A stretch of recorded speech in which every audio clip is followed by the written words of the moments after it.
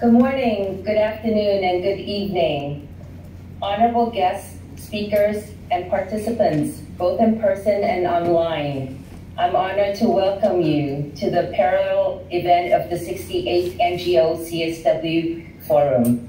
My name is Winnie Chow, and I'm your moderator for today's event. Our topic is Global Insight, Women's Economic Empowerment Forum from New York to Taiwan. Today, we are thrilled to present a remarkable event brought to you by Women's Federation for World Peace Taiwan and Cai Xueni Charity Foundation Taipei. We have invited 6 exceptional speakers from various fields to host a global discussion on the critical topic on women's economic empowerment. No matter where you are, in person or joining online, we are grateful to have your participation. A brief outline of our agenda today. We have a brief introduction of the 2 organizations sponsoring this event. Then I will introduce our speakers, share their insights on the topic of women's economic empowerment. After they have finished their presentations, we will have a question and answer session. We welcome you to raise questions. For our online audience, please drop your questions in the chat box. Thank you. Next. Can someone help me with the slides? Thank you. Okay, can I have the next slide? Next, please. Okay, first of all, I would like to start with a brief introduction of myself. I'm Winnie, and I'm the VP of WFWP Taiwan, Chair for Cai Xueni Charity Foundation Taipei, and CEO of DeYu Education Group. In DeYu Education Group, we provide comprehensive and personalized education services for all age groups, from toddlers to elders in Taiwan. Well, education is the core foundation for human development, advancement of mankind. In today's rapidly evolving world, the importance of lifelong learning cannot be overstated. I believe as a global citizen, we should be committed to fostering an environment where individuals could continuously enhance their skills, broaden, and connect with each other in a peaceful and productive manner. Next, please. Next, okay, thank you. I'm pleased to introduce Cai Xueni Charity Foundation Taipei. It was founded by my mother in 1988. Initially, she ran her home economic center in Taipei, but later she shifted her focus to education after becoming a mother at the age of 38. She recognized the importance of early childhood education and parental education. She has dedicated her life to supporting families and instructors in teaching and guiding students through Kumon education system. Her mottos are, education is my passion, service is my joy.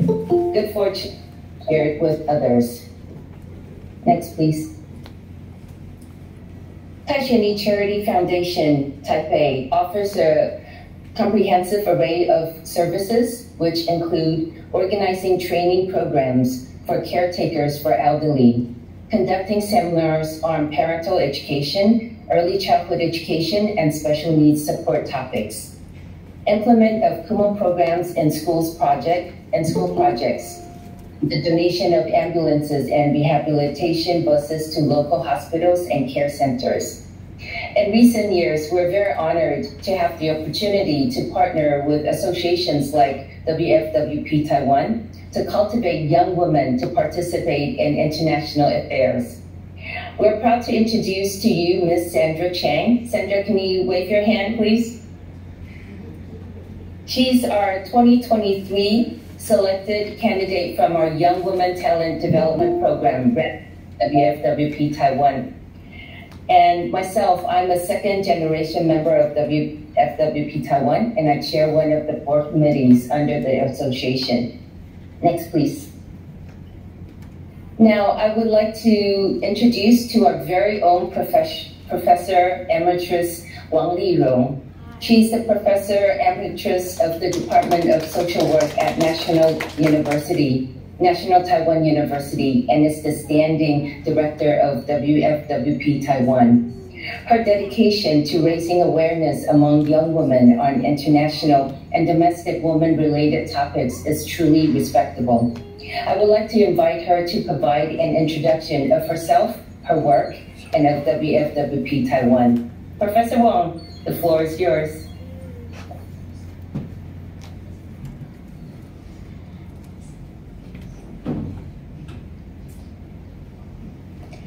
All right, sorry. Hi,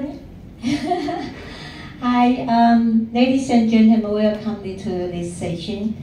We are honored to have you here because in this year we have 365 forums around, and we are lucky to have you here because you are special to join us. And since time is limited, as Winnie just said, we don't have much time. Really, everybody should catch on the time. So I will spend 5 minutes to introduce WFP Taiwan. And WFP Taiwan is a long-standing, outstanding organization in terms of INGO in Taiwan and even in the United States, in the world. And before that, I just give myself a little bit introduction. I joined WFP maybe more than 10 years, but sorry, I'm not inactive in the early years. Now I just retired, so I'm going to put more effort for the charity and some voluntary program for women and girls in our society. Next, please. And WFP, as you might know, it is so famous not because of working for the women and girls, particularly but for the family. I call this is a family-oriented association, which highly emphasizes how to help women in terms of their life cycle, young, or even the middle age or the elderly. So spend a lot of program regarding how women's stage might face kind of difficulty in their life, but no matter what age you will get services from this organization. And honorably, WFP was one of INGO in terms of high standard, high recognized by the UN ESCOM. So it's not easy because this organization got this recognition very early in 1996 something. So this is a very important to see how it's respectable in this world in looking at the WFP. Next, please. And we are honored to have a chair who is very sincerely helping this organization develop right now. And looking at all the women here, on our shoulder, it actually is very, very heavy because there are a lot of work on their shoulder. Next, please. And I wanted to show you how WFP Taiwan can be very remarkable in terms of service for the women and girls. First one, in terms of program structure. These programs are composed of 4 types of programs. One is empower young youth. Second one is empower family and women. Third one is empower young girls and some special program for capacity building for the girls. And the last one for senior citizens like me. I'm sorry, I'm enjoying this program right now. I'll do a presentation, but I don't have time. You might join WFP because this is a whole life holistic program provided for women and girls, from young to old. Even the aging, we call the graceful aging society, we need this program too. Next, please. Maybe it's gone. Okay. So let me conclude a little bit. We work very hard in terms of life cycle of the men and women. And from the age you are young, for young generation, we provide anti-drug and anti-AIDS program, health program, and independent program for youth. This is so important. We use Xiaojington as the kind of ambassador working for young people. It's very successful. Every year we attract many students from campus. And secondly, I would like to add, for the young girls, here you can see so outstanding. They are selected and trained by the young girls program. We call capacity building program for women, particularly get into the international affairs. We know they need the platform for their future. So we will be hard for this part. And thirdly, I would like to say many families has been suffered because of single family happen or elderly care of many people. So we have family-oriented program by counseling, by service program, or by resources referral program to help family in this there's any kind of stage. And lastly, in terms of my age, you can see elderly program is so crucial. So we have a graceful aging academy, help women to be aging gracefully. Thank you very much. Thanks.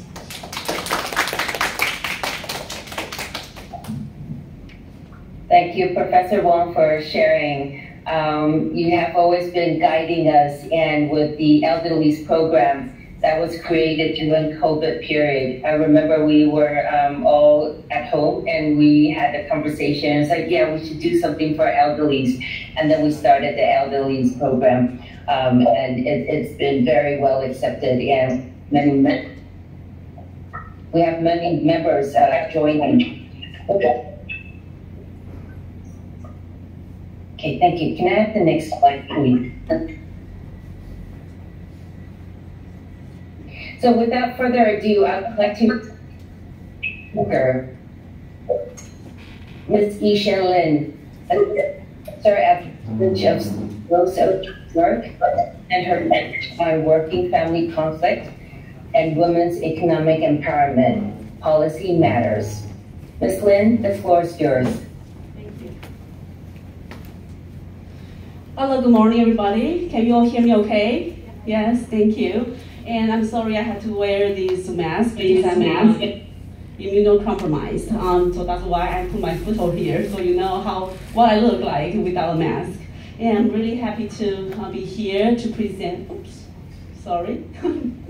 I'm really happy to be here to give a presentation on work family conflict and women's economic empowerment policy matters. I will first talk about women's economic empowerment in the context of work-family interface research, and then I will give you an overview of work-family conflict, and then its implications for gender equality, and why policy matters to address these issues, and the impact of work-family policies on women's economic empowerment, and some directions for future advocacy, and also some concluding thoughts. All right, so, work-family interface researchers actually recognize both work and family domains are very important aspects of people's life. However, they do experience some paradigm shifts in the way they study work-family domains. In the past 2 decades, they began to adopt a more holistic approach to studying work and family, and they actually highlight the earner and carer model, where both men and women will be encouraged to be both earners and caregivers for their work and for their families. And so I will argue that this earner and carer model is the best way to ensure our women's economic well-being or economic empowerment via reducing work-family conflict, enhancing women's labor force participation, their attachment to labor force markets, and redistributing paid care work to men and the state. And so that's why my presentation will be focusing on how policy, especially work-family policies, can help reduce work-family conflict and hence enhance women's economic empowerment. All right. So work-family conflict is defined as a form of inter-role conflict. Actually, it can be experienced as both objective and subjective incompatibility between work and family demands, manifested especially in time-based conflict and strength-based conflict. So time-based conflict means that when you spend more time in work domain, you will have less time spent at home and vice versa. And then strength-based conflict means that the stress or the pressure demands that you experience at work front will spill over into your family front, and hence enhance your functionality and your overall well-being at home and vice versa. And overall, work-family conflict has been maintained by changed nature of work, such as nowadays 24/7 economy, and that means more and more people working very long hours, especially for professionals, and also by using technology. We all have, WeChat or Line or many other technologies that help us to be able to work from home, but that actually also blur the boundaries between work and family and domains, so that kind of increase work-family experience, work-family conflict experienced by workers. And also many people actually begin to work on non-standard shifts. They may have multiple shifts, and who may be contingent workers, and that makes them to reconcile or to have a more stable schedule for both work and family more difficult for them. And also increasing job insecurity through downsizing, outsourcing, mergers also bring more demands and pressure for the work life for many working people, especially working parents.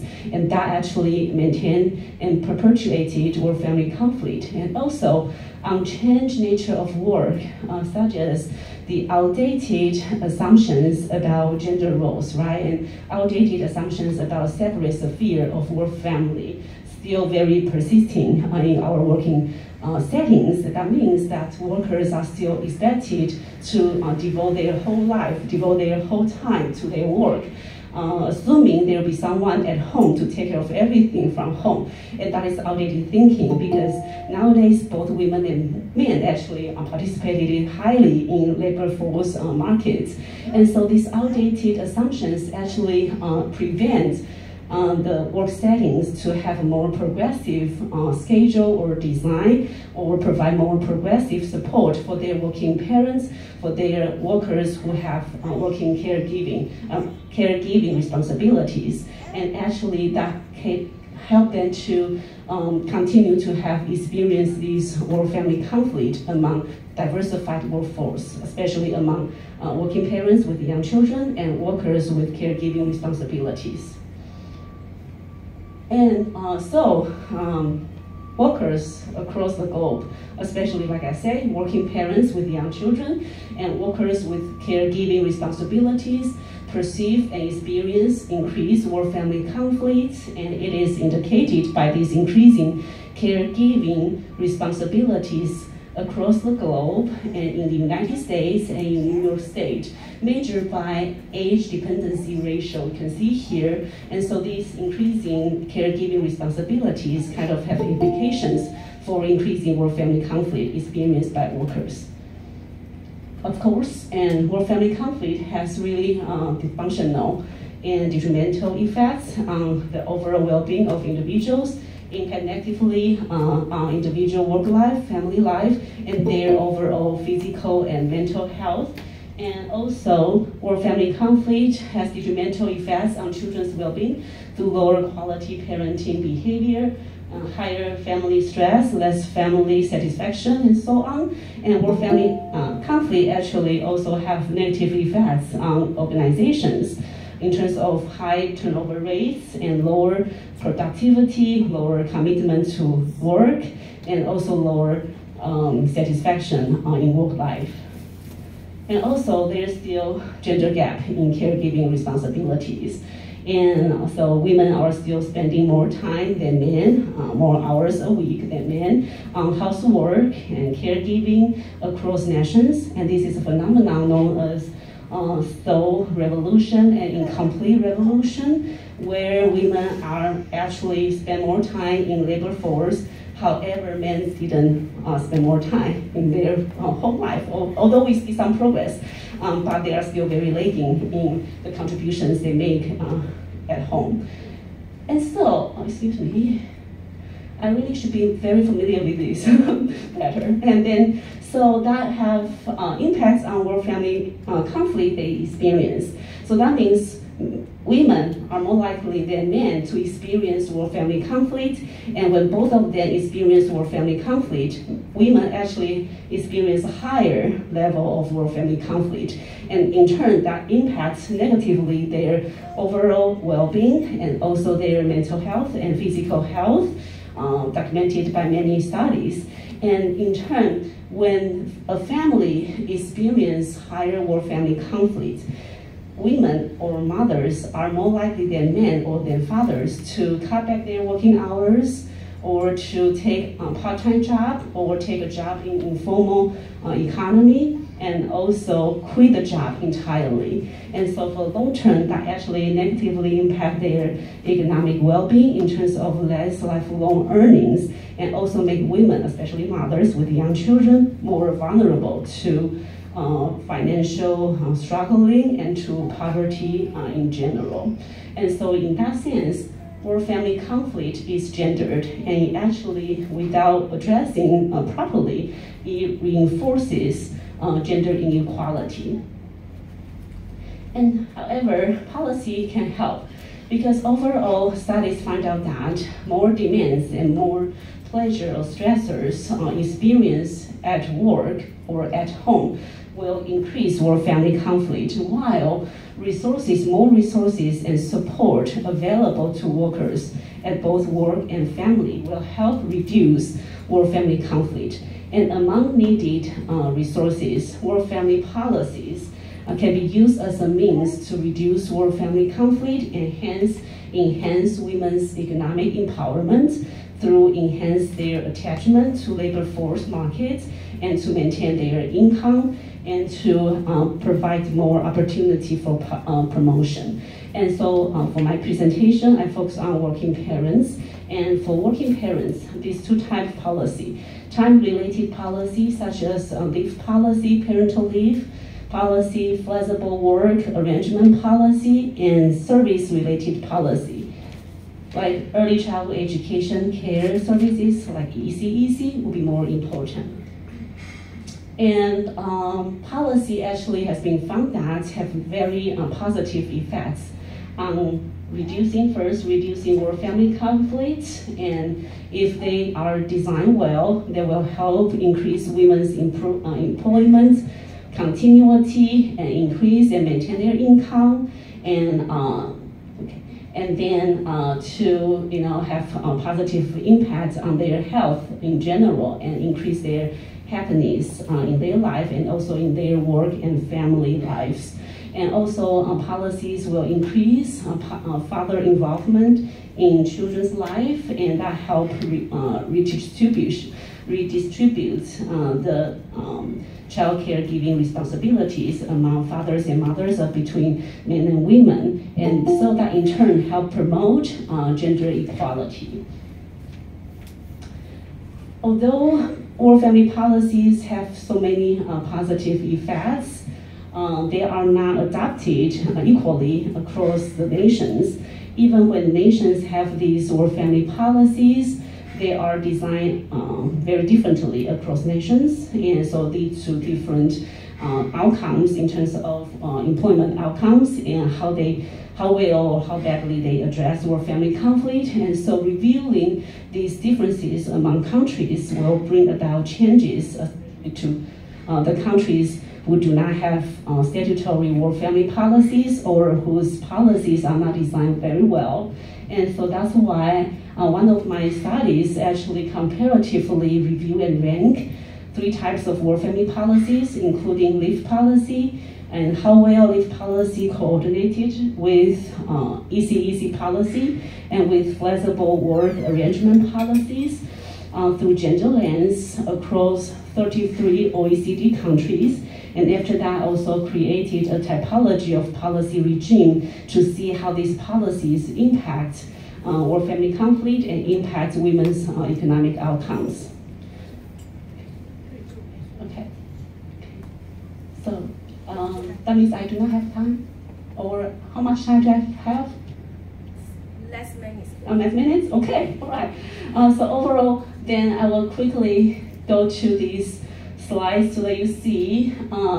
So among For the typology I created, I have 4 types of policy regimes, but only the first type has a very generous provision in their family policies, and also they have measures designed in the policy that actually create equal share of caregiving responsibilities among both men and women. And so you can see that reflected in higher female employment rates and higher maternal employment rates, and also increase dual earner family types and smaller gender gap in both the employment outcomes as all types of employment and also in full-time equivalent employment.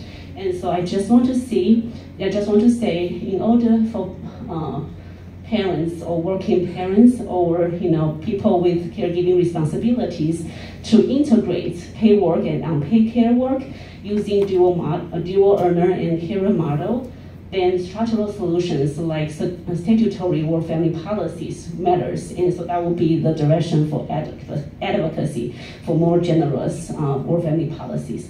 Thank you. This will be my presentation. Thank you. Thank you, Ms. Lin, for providing an overview on work-family conflict and its implication for gender equality worldwide. Next, please. Next, we're honored to have Ms.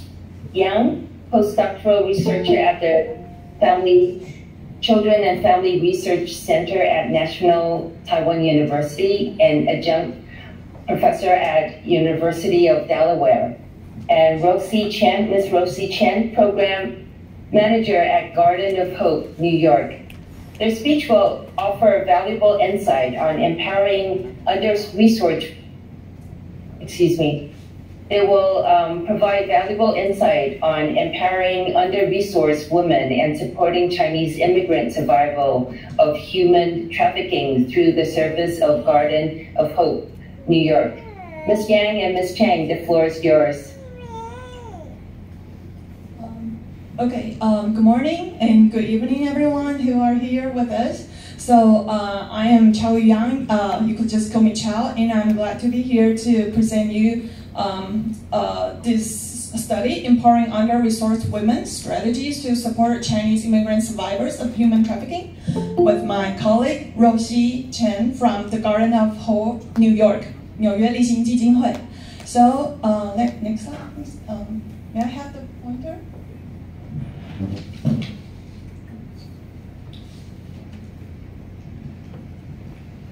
Okay, so first of all, I'd like to provide everyone the context of this population. So who are the Chinese immigrant survivors of human trafficking that we're talking about?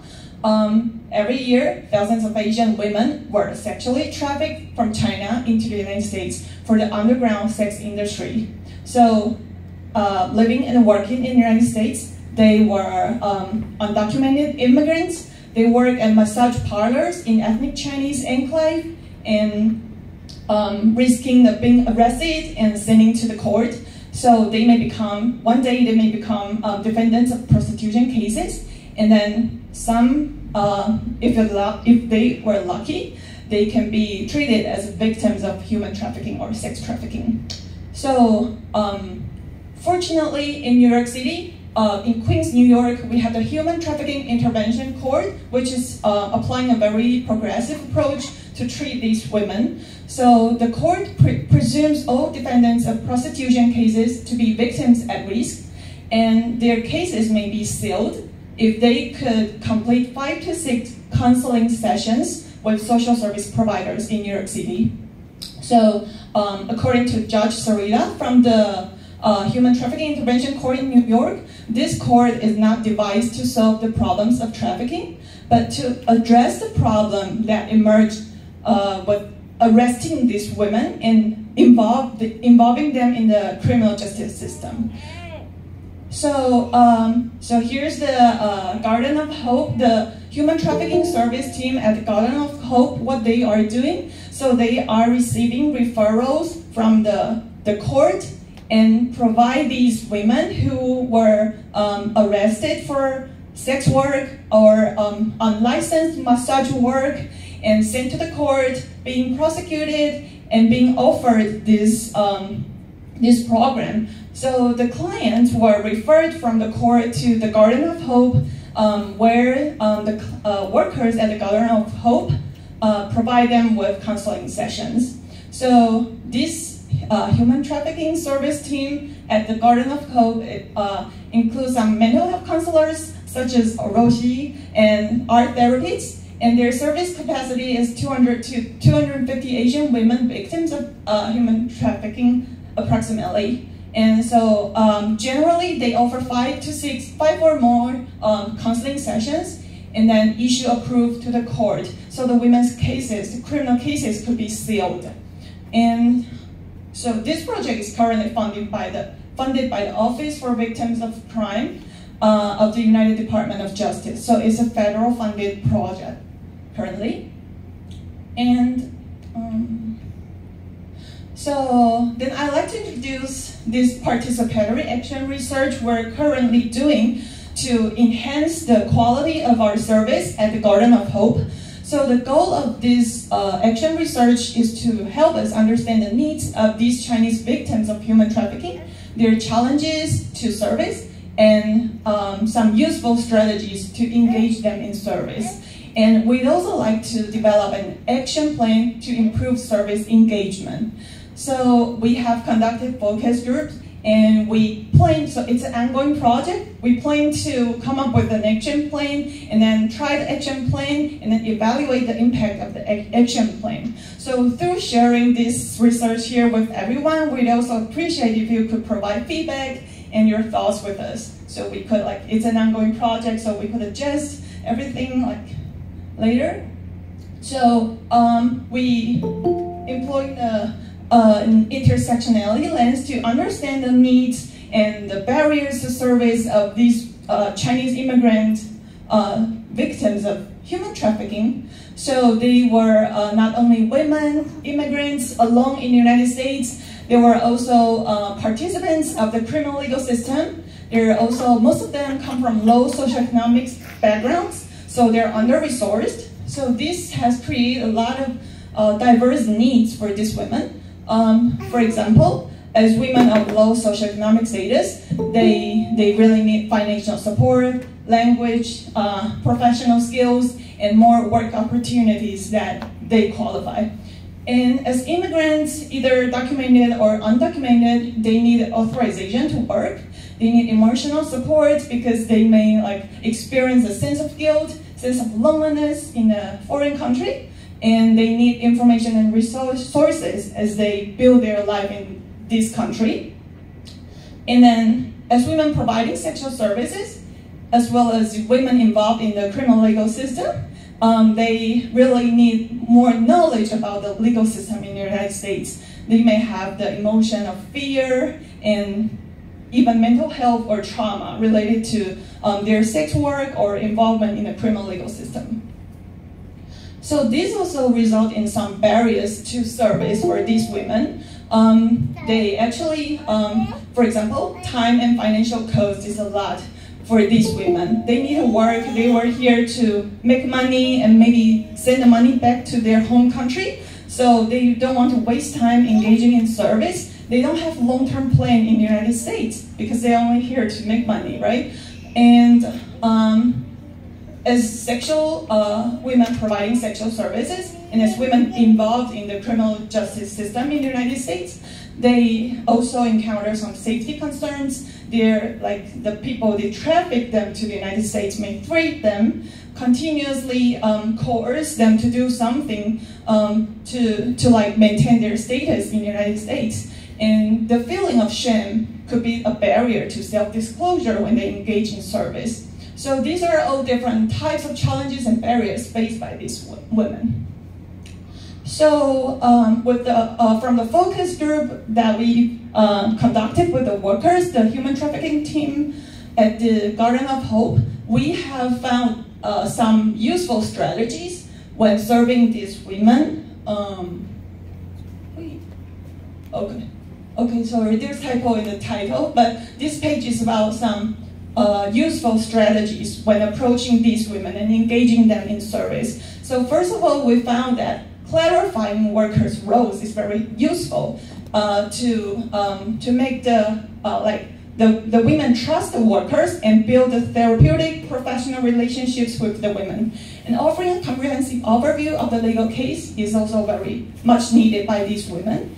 And finally, we need trauma-informed care because they might have experienced different types of trauma. We want to respect their decisions and values. Even they don't want to engage in the service too much, we should respect their choice. And the whole person approach is currently the primary approach that the Garden of Hope is taking. And next, Roshi is going to share with everyone more about the direct service experiences at the Garden of Hope.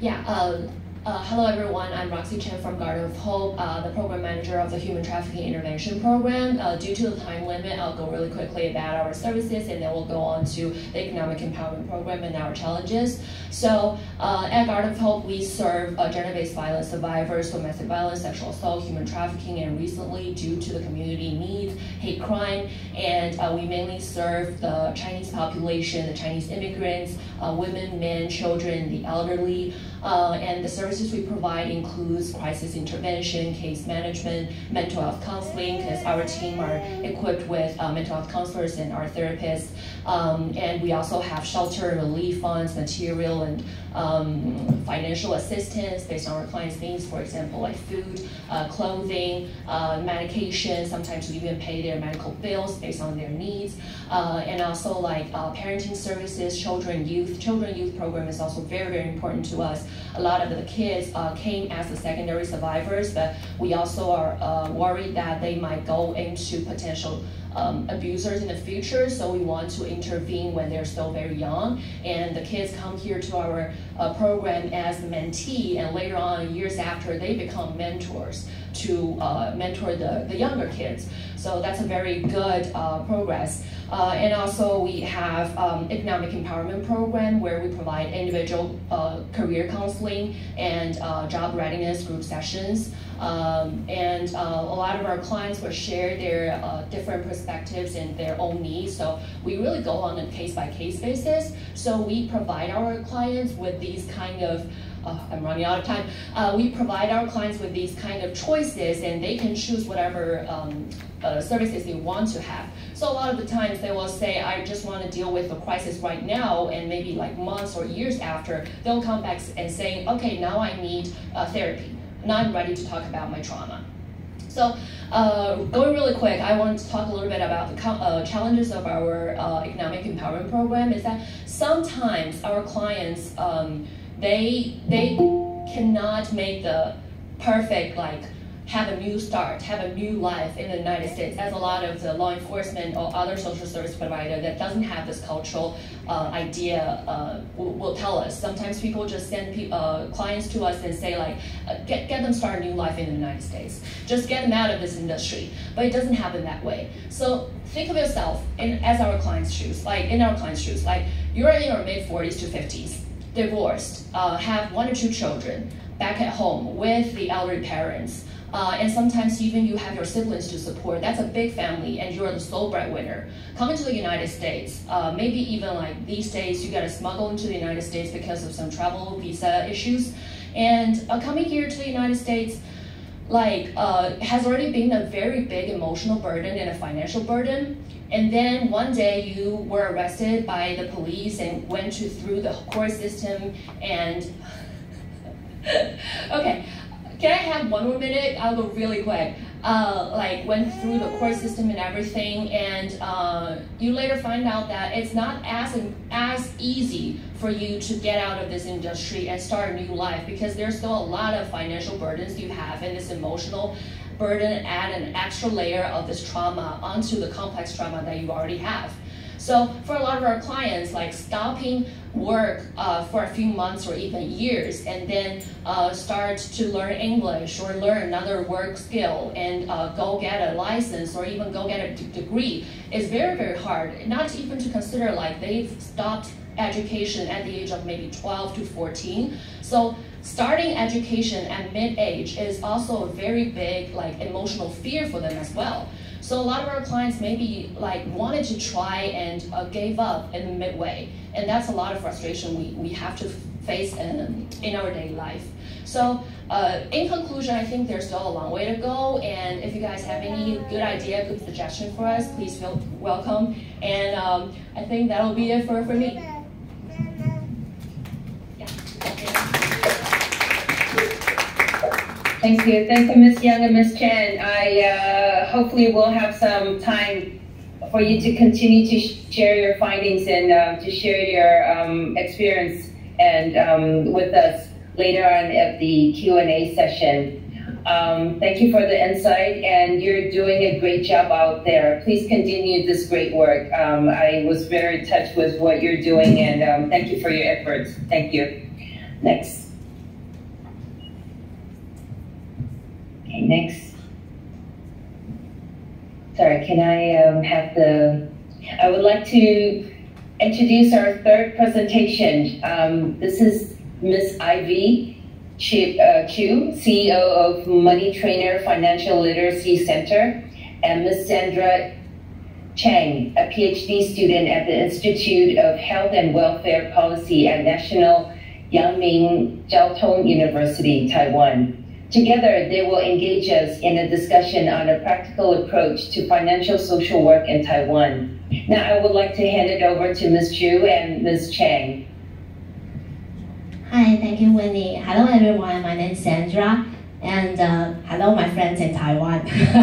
I would like to apologize to the ding dong keep happening because it's a hybrid session, and we try very hard to do it perfect, but we're still on the process here.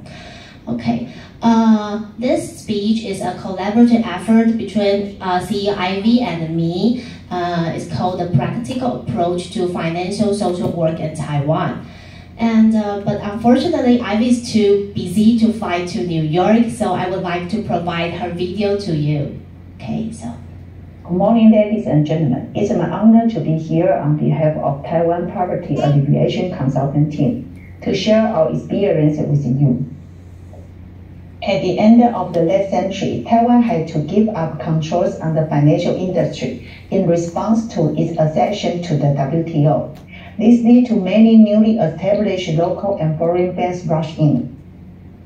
Many financial problems arose during the competition, the most serious of which was the problem of cash crops, turning hundreds of thousands of young people and white-collar workers into cost slaves overnight.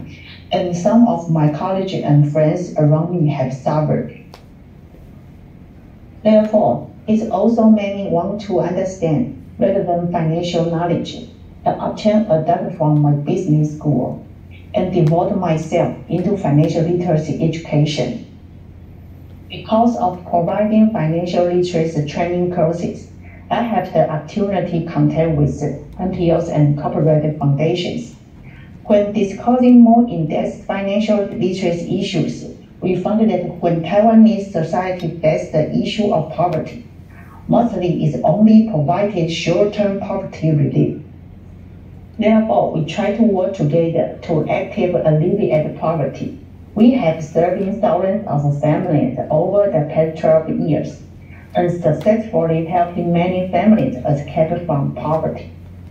During this period, I have developed more effective poverty alleviation counseling methods through the implementation of actual cases. Next, I invite Ya Jing to share with you.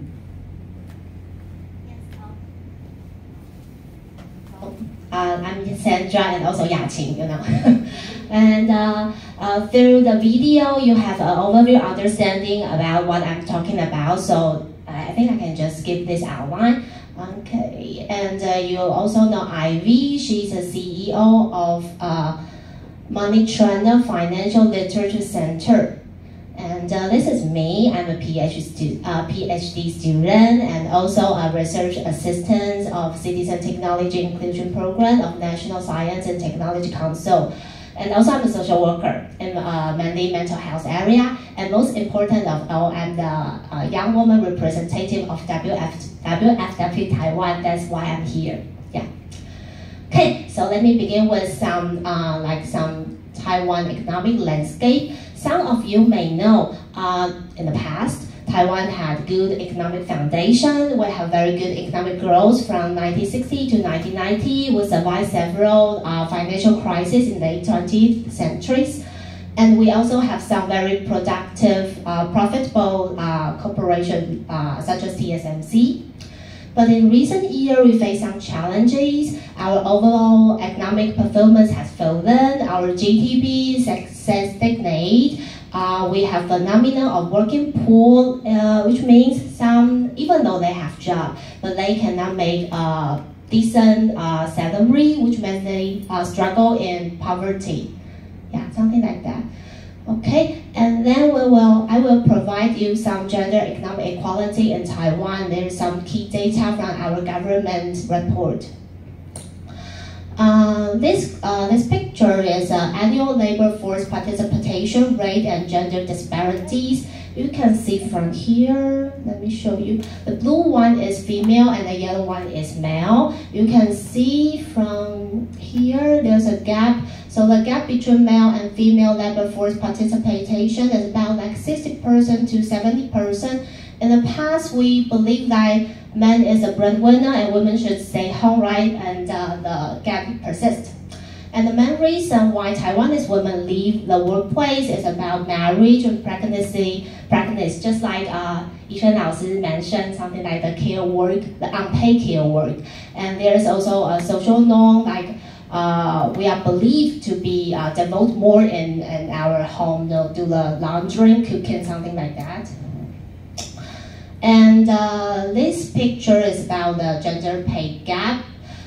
In Taiwan, actually, to the at least university level, the both genders education level is quite the same. Yeah, but I don't know, maybe it's also enforced by social norm. Like men stay in STEM area, science, technology, engineer, mathematics, and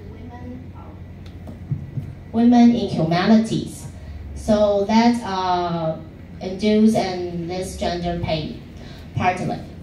Taking 2011 as an example, women's salary is about 80% of men's. Okay, so you may know that women become a very high-risk group of poverty when they because of unpaid work, because of they decide to devote their family more. They are very easy to fall into poverty once they become single mom or once they become middle-aged and old-age women. So when we talk about gender economic equality, I think we should pay more focus on those in economically vulnerable women. So I would like to provide a practical strategy in helping people in poverty. That's what Ivy and her team done. It's called Many Trainer Financial Study Center. They are committed in improving people's financial literacy, and they are grouped by multi-professional team. And in recent years, they also cooperate with the Department of Social Work of Fudan University to establish Financial Social Work Education Promotion Center. So what they had done, in the past 12 years, they encountered more than 10,000 economic disadvantaged individuals. And among them, 70% are women, and most are divorced women. And we can see here, and they provide more than 100 case services. And 40% of them, they successfully overcome poverty, which means they no longer need government subsidies. It's a great achievement. So I think it's a great chance to introduce what Ivy and her team done. And they also provide very crucial education to social workers in Taiwan to understand what is financial social work, or to teach us the financial literacy. So the base is social work professional knowledge. The foundation is this, like to respect client autonomy, to believe people can grow on their own, not to decide for them, decide with them. But with financial literacy, we can help those in poverty and like some struggle in financial issue. We can become more effectively. So it become financial social work. Okay, here's a step of helping individual in poverty. I read like math. the first step is collect information. I'm a social worker. Every social worker knows how to collect information. But when we talk about like financial issue, what kind of information should we collect? And what is the unit? The financial issue, I think the most important thing might be the numbers. So we use the number as a unit. People in poverty usually don't know why they are poor, how much money they spend, how much money they earn. So it's really important for us to organize for them. Only if we have a comprehensive understanding, then we can generate an effective program with them. Yeah. So the first step is collect information. Then I provide some form, what kind of information we should collect, and determine the degree of emergency. Some of them, they maybe have no food to eat tomorrow, or some of them, their poverty may be a long-term issue, so it's quite different. And the third part is clarify the cause of poverty. Cause of poverty is a quite tricky thing.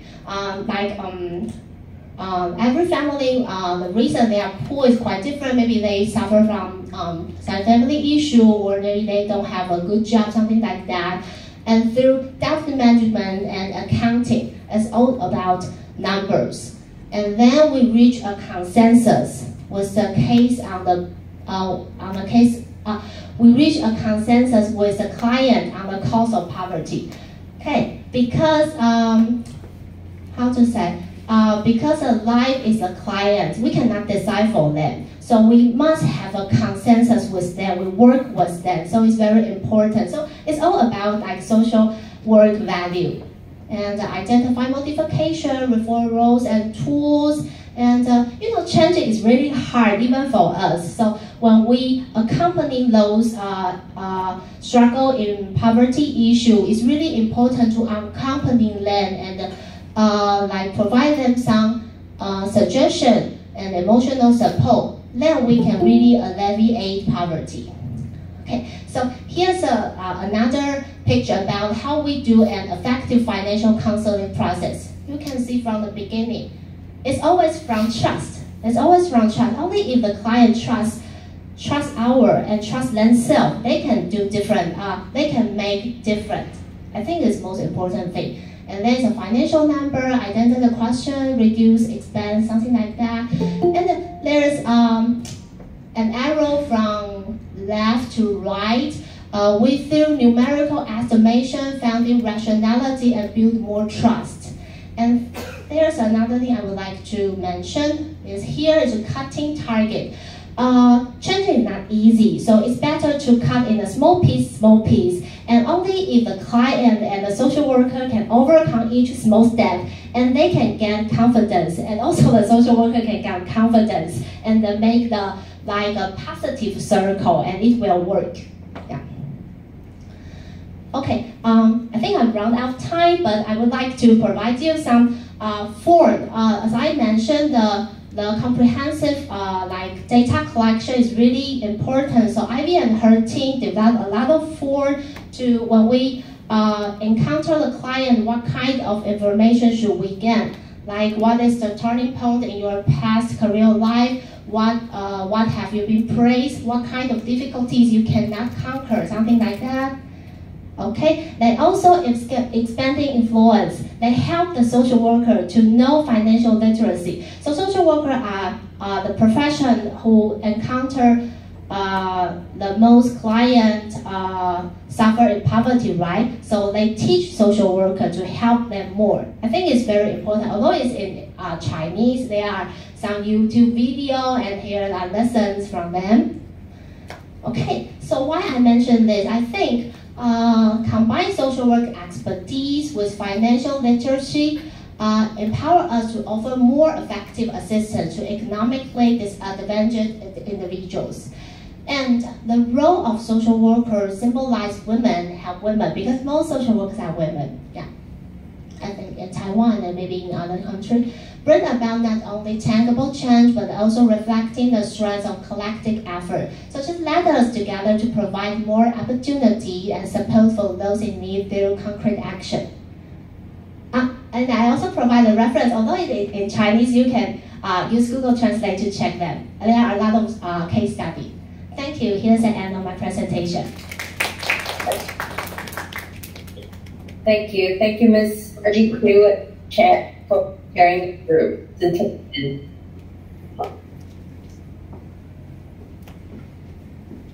Thank you, Ms.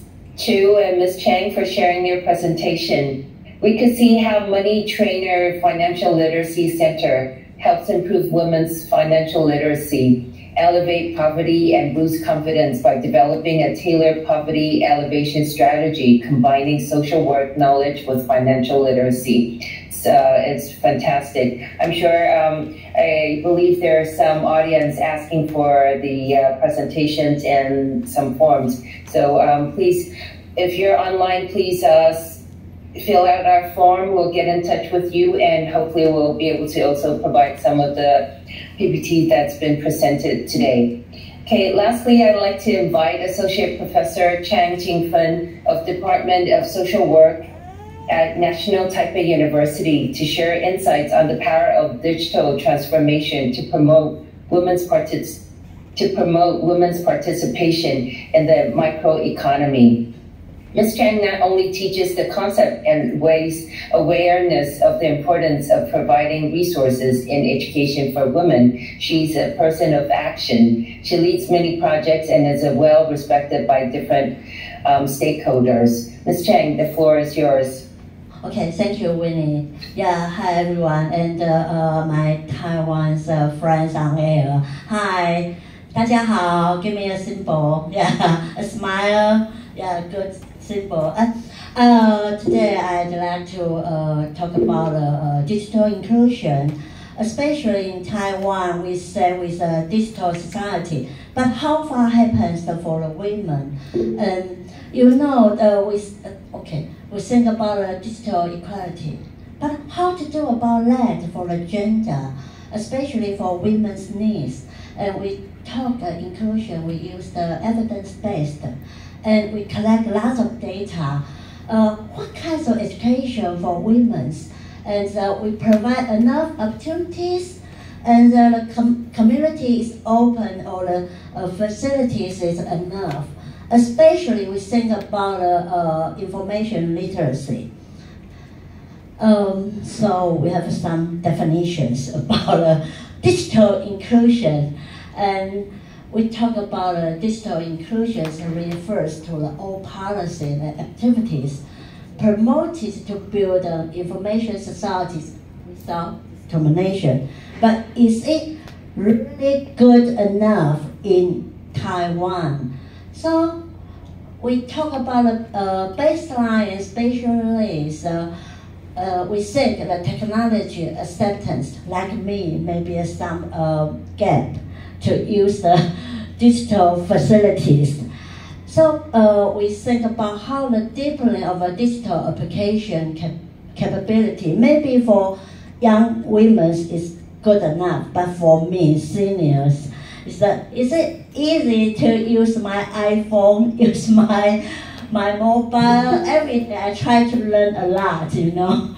So especially we have information literacy. Like I came to New York 2 days ago, then I get some phone, I use the eSIM card. But something happens if someone calls me. I'm kind of wondering, maybe something happens and it's not good. So we have a lot of knowledge we want to learn to toward the goal of equal digital opportunities. So how far is not the technology is people's oriented digital transformation, like the facility, the knowledge, the skill, and some literacy we want to learn and have no barrier. We think about the data is quite quick. It's for the worldwide. Actually, men use, for the gender issue, men use the digital facilities is more than women. And for Taiwan, we try a lot for on the gender issues, but the identity is quite different. the gender gap has not improved. So we keep this idea in mind. Then how far we have been done in here, even though for the opportunities, for the applications, for the platforms, for the patterns, is not different for the by the gender, but we still need more to have some kinds of using and platform.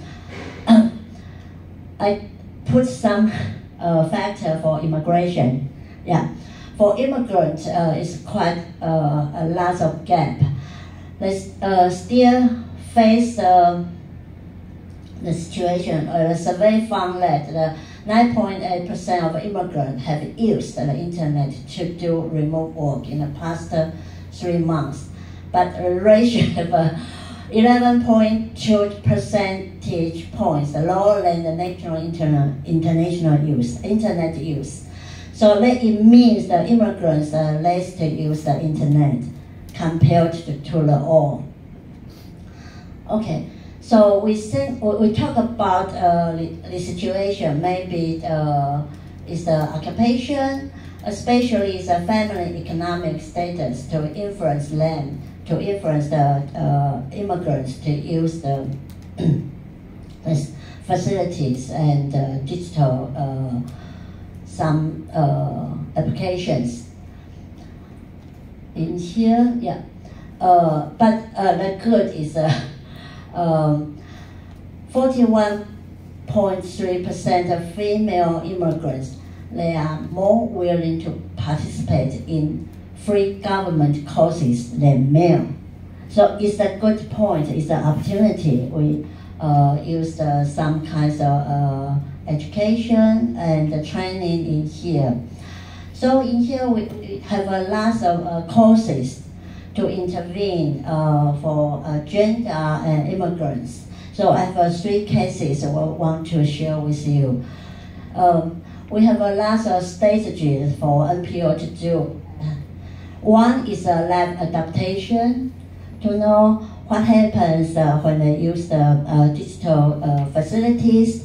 Is that about the language? So we put the language courses to improve the language, to use the Chinese characters to communicate.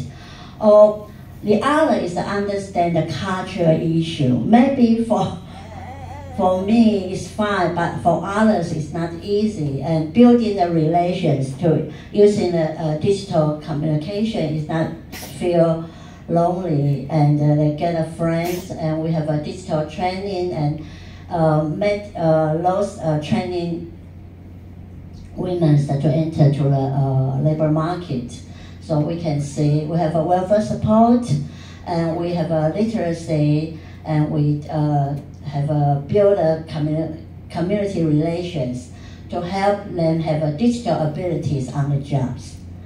Also, we share the 3 cases. One is e-commerce. Like our presenter says, they have a work and families dilemmas, and it's quite difficult. So how they do is a case in Taiwan, Dali Women and New Immigrant Center. They have a lot of products, they have a skill, but they have no way to sell that. So that's why we try to use, okay, try to see me. Okay, they have some kinds of ability to operate the digital platform. And also they establish their own informal support system. So you can see this, this picture, and to know how to manage their products. Is the holiday market. They go and communicate and learn quite a lot. The second case is the e-commerce, upgrade to another programs. And you know, we have a skill, we know how to do the digital platform, but it doesn't mean I can have a good wage, I can earn a lot. So they want women use the digital system, but they can earn more. Okay, so they improve their economy. They have a coaching, one-to-one coaching. A younger person to help those women to try. So it's they finished and have a practice, have an online platform, have an e-commerce course. It's outcome, have 10 courses, and 147 persons benefited. But they are quite happy because they improve their online sales. It's not easy. And also they have 99% of participants improve their economy and employability.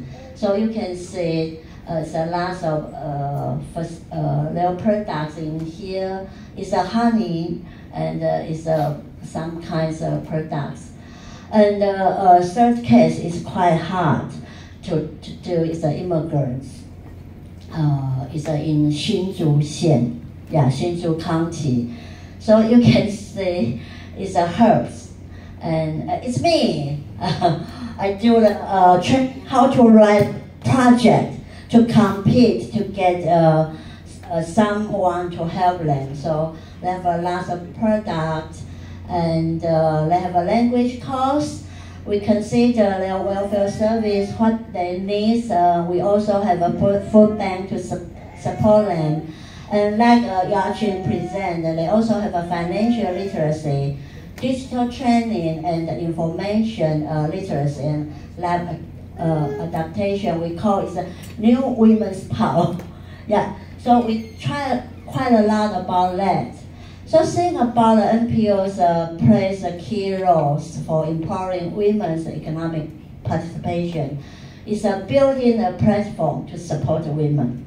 Yeah, so we need to communicate, cooperate with some digital professions. Also, within a social support network. For this program, we go continue for 3 years. So it's quite a long time. And remove the barriers and discrimination about the language, and use a different language to do that, and integration of resources. The others is that we know the caring. So we have a social care. When they are training, we have a child care and senior citizen caring. So it's quite different, to release the burden, and also have a financial issues that support them when they are training to get a skill. They also need some money to feed to support a family, and some counseling, one-to-one education. Okay, so it's my presentation. Thank you.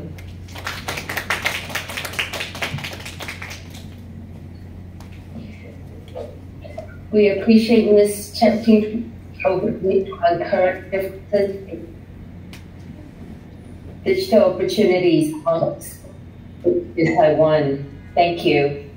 I do apologize, we're very tight on time, so I will jump into our second session, which is the question and answer session. The first question will be for Ms. Yishen Lin.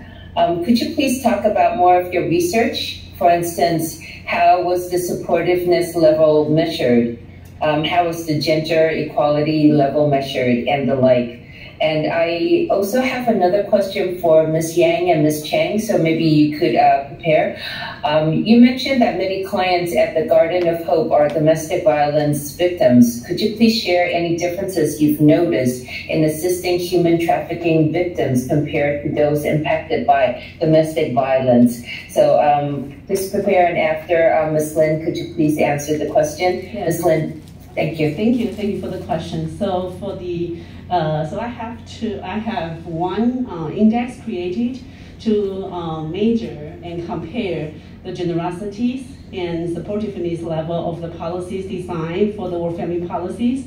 And so the indicators I use to measure that dimension includes the eligibility, and also the length of the leave, and whether they have been paid, and how much they have been compensated for their leave. And so we consider like if they can get 66% of their annual payment for their leave, then that's considered as a well-paid leave.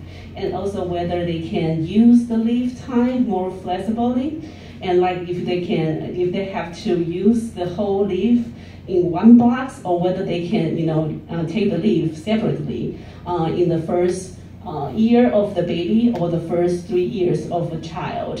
And so that's measured. And also how well, because we all know that we cannot take leave forever, right? So parents have to go back to work. And so whether they have, in addition to the leave policy, good quality and affordable early childhood care and education services, if they have that, and how well they are in place in a way that they can coordinate well with leave policy. For example, whether they are able to have access to ECEC service at the end of the leave. Okay, so if they use the leave and then they can switch back to ECEC smoothly without any gaps, that would be considered as a really good coordination. And also whether at the same time they have another access or entitlement to flexible work arrangement policy. For example, they can choose to work from home, or whether they can choose to have a different start day or different end days for daily work, and whether they can have reduced hours without jeopardizing losing their positions, without losing their job, and whether they can have different work schedules, so they can actually use leave and ECEC and these flexible working arrangements simultaneously. If they can use that, then this work family policy will be considered as very generous and very well coordinated among different policy types. And if that is the case, then usually they will be ranked as first. Can I still use my slide? Probably not. If I could, I can show you very quickly if we have time. I guess it's like this. Okay, I don't think I can move back to the slide. That's okay. So by using this index, we can see across the ECEC. Okay, here you go. So here is the index. First index, measure their supportiveness level. And you can see under this index, Sweden and Germany rank first because they have more generous and well-connected 3 types of policies, while United States rank the 30th because United States actually do not have any statutory paid leave policy, and they do not have like entitlement to ECEC policy, and they do not have entitlement to statutory flexible working arrangement policy. And then Mexico, Switzerland, and Turkey rank the last because they do not have any type of these policy well designed in their country. And then the second index I created is called Gender Equality Index, and it is used to measure whether or not a country actually have additional measures designed in the policy to promote father or man's use of leave. So if they have, what kind of measures they created. For example, some countries may have non-transferable individual entitlement to leave policy, which means that if father does not use their leave, then these leaves will be gone. And so that kind of as an incentive to push father to use this leave. And also in some countries, in addition to these non-transferable leave individual entitlement, they also have bonus leave months given to the family if fathers choose to use leave. So that means if father take up their leave, then the family will get another, for example, 12 weeks or 3 weeks paid leave. And so that is a really huge incentive to create, a more equal share of caregiving responsibility between men and women, between fathers and moms. And also, they sometimes will have paid, well-paid leave, because studies find out that, for example, United States, they do have work and family and medical leave policy, which is a statutory federal policy, but they do not provide payment to this leave. So studies find out that even we have unpaid leave, both men and women won't use the leave, and so that is in vain, right? But if we have payment attached to the leave, especially a well-paid, compensation, like at least at 66% of annual payment or even higher, then both women and men will take the leave, especially father. If the payment is too higher, the more men will take. So if they have these kind of measures designed in their policy, they will rank higher according to this index. So if you use this index, you can see Sweden and Germany. So Sweden still maintained the first rank, however, Germany became to the second place. And while United States still ranked the 30th, and Mexico and Switzerland, Turkey still ranked the last. Okay, so that's how I kind of compare and measure and rank these countries. However, I do want to say something because this study focuses on national level. So for example, in the United States, different states actually have different types of policy. And for example, New York State actually have a well-paid leave policy, and so they may, their working parents may have different experience in terms of work-family conflict, in terms of their women's economic empowerment. And thank you. So I think my time is up too. So I hope that answers the question. Thank you.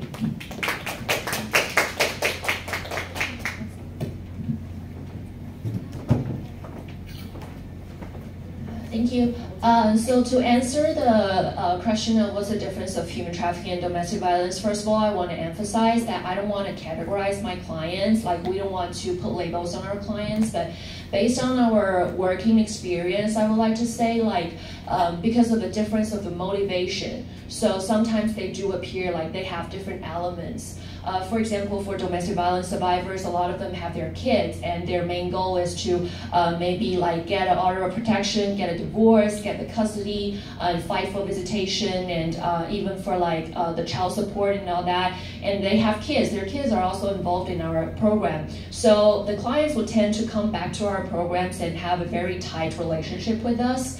And for human trafficking survivors, a lot of them are alone, came here individually.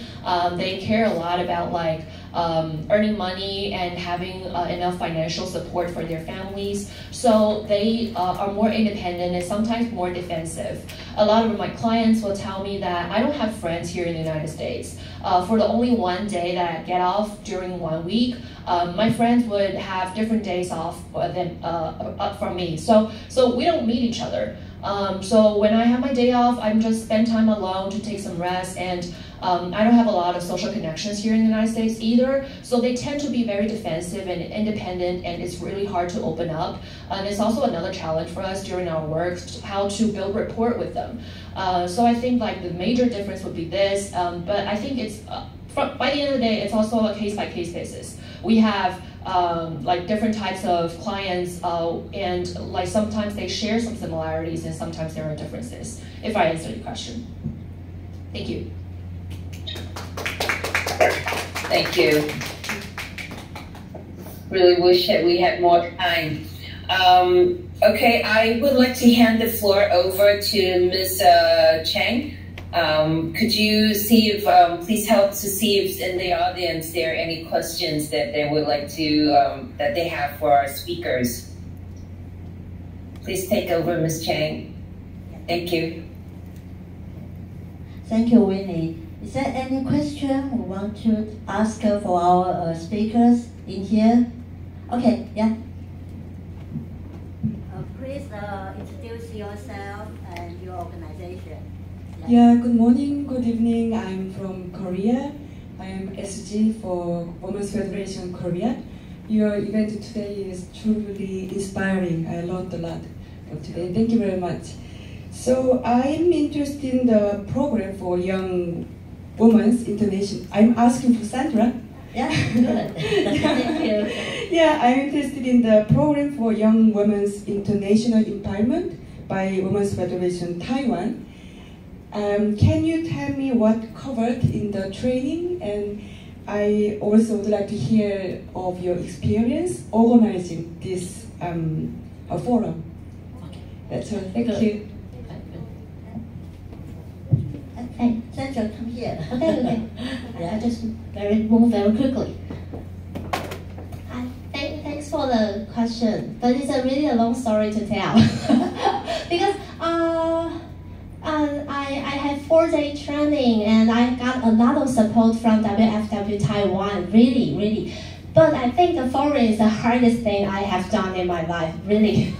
So if I had more time, I would like to share like privately with staff. So I think when I run out of time, maybe we can move to the next part. Yeah, really thanks for your question. Okay. Thank you. Yeah, Sandra, I think it's a good experience for Sandra to learn, especially for young women. Maybe we can communicate later after the forum. Yeah, is there anyone want to ask a question for any speakers? Okay, yeah. Winnie want to ask, or any friends that want to ask online, on air? Anyone? Professor, Ms. Chang, I have a question for you, if you don't mind. Because from your presentation, yeah. Can you hear me? Yes. Yeah. Yeah. From your presentation, you mentioned there are a lot of NPOs that's helping these women and helping them to be able to sell and to promote their products. Yeah. How do we share these results and to allow more people to know and to maybe hopefully want to join to support these women and these NPO organizations? Do you have any thoughts on these? Okay, yeah, thank you, Winnie. Actually, we have a lot of volunteers to involve. Yeah, like to learn and to be a coach, to coaching like immigrant women for language, for digital skills, and we also have a lot of experts to build a digital platform. It's not familiar for social worker. So, but I think we also need to evaluate, is it good enough for the product? Yeah. Otherwise, even you put a product on the labor market, no one wants to buy it. So we have we know the public policy, and we have a social worker, we have a different fields of experts, and also we have a platform to connect the all networks to support each other. Maybe have enough time to answer you. Thank you. Thank you. For all the audience in venue and online, we have a QR code later. Maybe you can leave your information with for us, and we will get back to you. I think there's just so much information, valuable information, and useful information for us to learn from each other. We're very close to our ending time. Last but not least, I would like to invite Professor Wang to give us a closing remark, please. Okay. Professor Wang, please. Thank you. Thank you. First of all, thank you for your participation. Do you learn something new? Yes? Yeah, before we end, I'm going to respond to the friends from Korea first. Since we have been working for young women capacity building for many years, particularly help them to achieve the goal of international engagement or international participation. So we divided courses including several parts. First part, open their view, what is NGO CSW, what is USA, what is UN particularly, and we expect them to know what is the platform for their sharing international research or practical services in the world, in their life, or even their learning expectation from the NGO CSW. So this is a very crucial part to build up their idea, how to initiate their idea to to participate in this program. And secondly, not everyone has a gender sensitivity or gender perspective in terms of policy or service management. So we try to include the courses and programs to help them to build up their sensitivity to gender equality, to gender statistics, to gender responsive policies. So the basic words assignment for them is go to your proposal and make it clear what you expect from the gender perspective to develop your proposal for entering this kind of NGO study program. And thirdly, which is so crucial, is as long as we are in this world, we cannot escape the value of UN.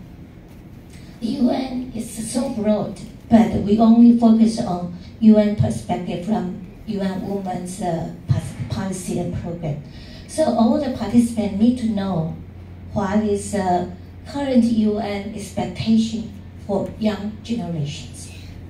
SDG program, any kind of gender equality program, what is economic empowerment program in this world. Those are something we expect. The young generation, when you join our program, you need to prepare yourself as well. Sometimes young participants no time prepare. But we know you don't have time, but later you will increase, you will open your eyes in the future. Even you are not selected as the perfect one, but I'm sure it's the place to open your vision to participate in this work in the international level. So this really depends on your question very quickly. In fact, I have my PowerPoint, but I don't want to introduce to you what is WLP doing young generations, young girls' preparation for international participation. But I don't have time to do that. But we have PowerPoint, we can share it with you, okay? In fact, I have General Assembly General Assembly session last month for the WLP, which indicated how we have done for capacity building in young generation in Taiwan. So you can also share that part. But not only time to talk tomorrow, but I will very short conclude our session. First one, can all the audience give all the speakers a big applause?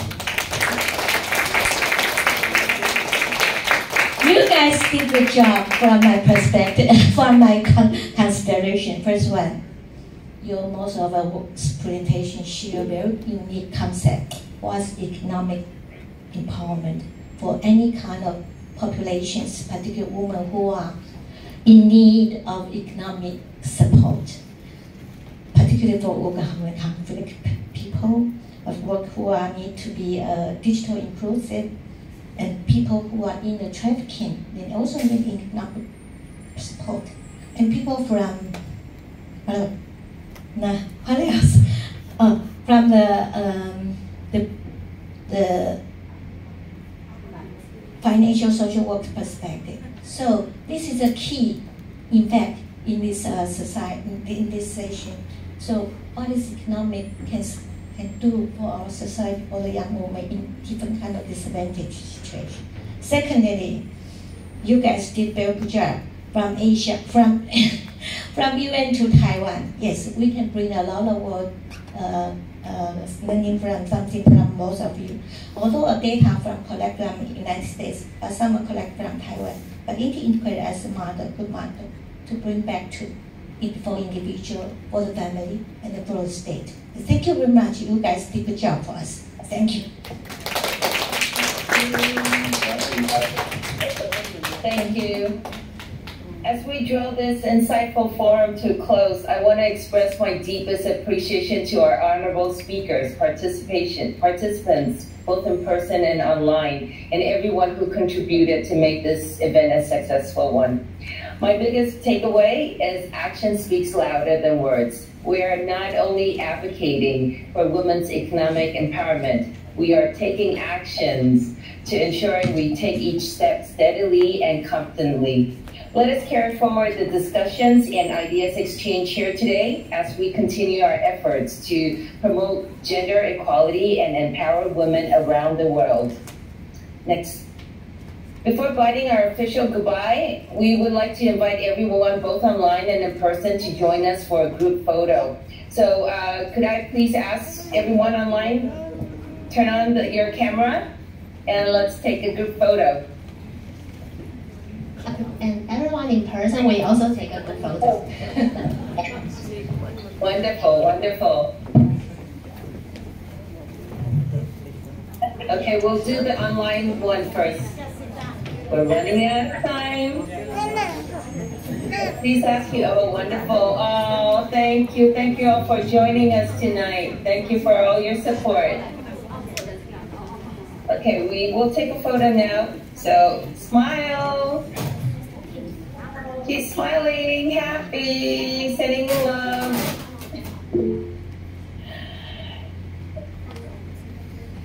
Thank you. And we have provided a QR code, so please spend a few minutes, fill out the questionnaire, and please leave us your information. We would love to get in touch with you, and if you need the PPTs, we will try to get back to you with that as well. So our time is up, and unfortunately, we don't have much time to share more. Today is just really delightful and very insightful. Thank you once again for your participation. We'll see you next year.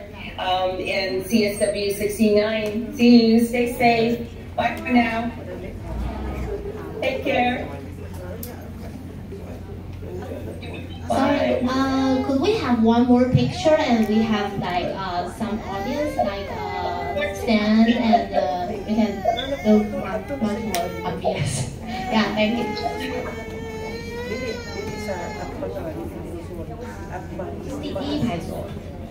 Thank you. One more. Hold on. Please.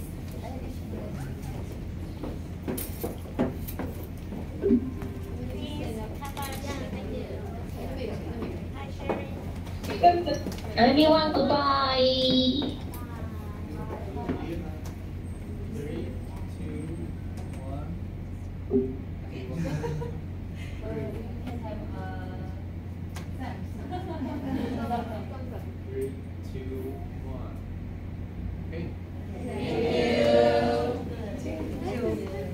Thanks for everybody's coming. Thank you. Yeah, thank you.